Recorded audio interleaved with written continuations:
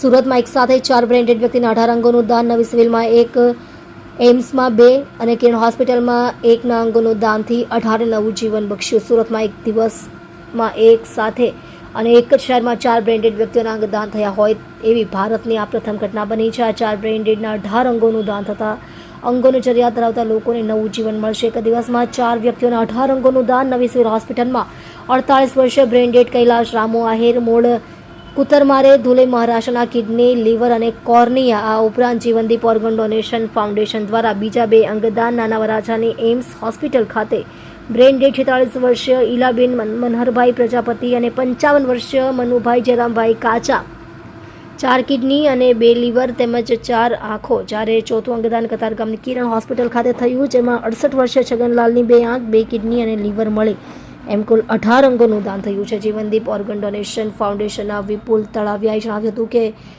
કોચા પરિવારના મનુભાઈ સુરતની AIIMS hospital સ્થિત સારવાર માટે આવ્યા હતા.